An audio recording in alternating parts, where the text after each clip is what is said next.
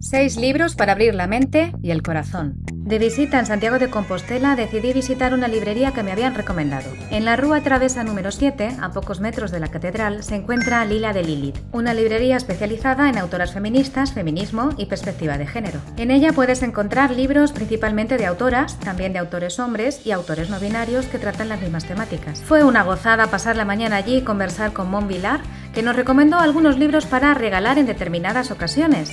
De esta visita me llevé a casa 3 libros y estas 6 recomendaciones que os voy a compartir. Con explicación incluida. Gracias, Mon. ¿Qué libro regalarle a ese amigo machirulo, el que no se entera de nada y siempre dice que si el feminismo esto, que si el feminismo lo otro?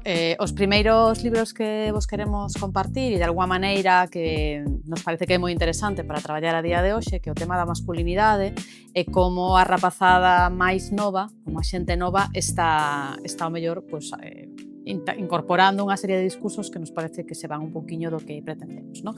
Para eso poñemos estes 2 textos.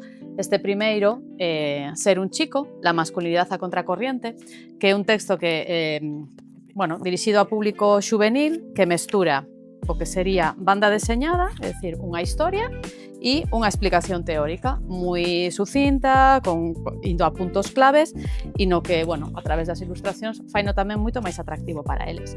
Tamén co tema da masculinidade, pensando xa en varóns máis maiores que tamén están aí un pouco discurso en conflicto, pois temos a Bell Hooks, que en este caso vos presentamos o texto en traducido ao galego, pero está tamén en castelán, que sería El deseo de cambiar, hombres, masculinidade e amor, no que a través das palabras de Bell Hooks e da súa análise, reflexiona todo ao redor do que é o concepto de masculinidade e como ser un home máis feminista, e máis inclusivo e máis integrado. Y para esa amiga que tiene la libido por los suelos, ¿qué le regalamos para que conecte con su yo erótico de nuevo? Para regalarlle a unha persona que teña intereses eróticos, para fomentar a erótica, o placer, o desexo, a través da lectura, a colección de Sexo fora de norma, que aínda que o título tamén pode traernos un pouco a pensar que está en galego, está en castelán.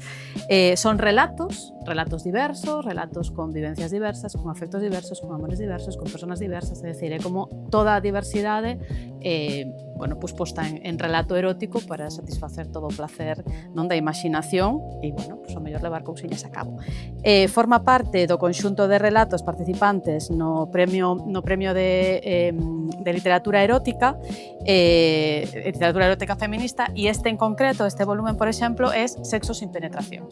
Entón, a través das diferentes personaxes e das imaginacións das diferentes autoras e autores e autoris, o que conseguimos é un texto de relatos eróticos moi interesante. ¿Qué libro regalarle a esas familias y padres y madres que tienen hijos trans, queer? ¿Cómo podemos ayudarles a entender? Dirixido a familias, educadoras, tamén pode ser para incluso as persoas implicadas. Temos aquí o Manual de Supervivencia Queer de Emma Ritchie, que é un texto dirixido a todas esas familias que están vivindo situacións e experiencias nas que algunha persona menor do seu entorno, e non tan menor, está poñendo en cuestión a súa identidade ou está traballando ou fluindo a través da súa propia identidade. Entón, este texto nos permite comprender cal é o proceso, como podemos acompañar e como podemos estar para deixar e permitir que esa persona poda ser en liberdade.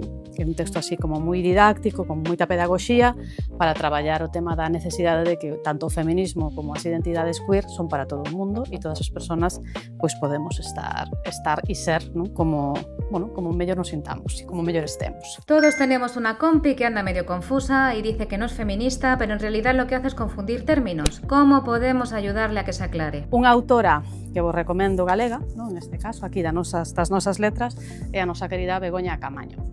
Begoña Camaño foi unha xornalista, feminista e escritora galega que nos deixou demasiado pronto e nos deixou 2 textos. Este, sin dúbida, é o seu primeiro texto e é o texto para nós referente da súa produción literaria e do seu pensamento. É un texto feminista no que nunha conversa entre Penélope e Circe fai unha reescritura e unha reinterpretación do mito da Odisea xusto cando Ulises está na illa de Ea con Circe e Circe ponse en contacto con Penélope para contar que é o que está pasando. A través desas conversas, a través desas escritas que se fan entre elas, as dúas mulleres tecen toda unha rede de sororidade, de amor, de afectos e conversan ao redor de os temas que son relevantes e importantes polo feito de ser mulleres, non? E como nos ten tratado a historia, como nos tratan os espazos, como nos sentimos e como de alguma maneira nos van separando as mulleres dicíndonos que somos as peores inimigas unhas das outras cando realmente elas o que están construindo é unha relación total e absolutamente fermosa, non?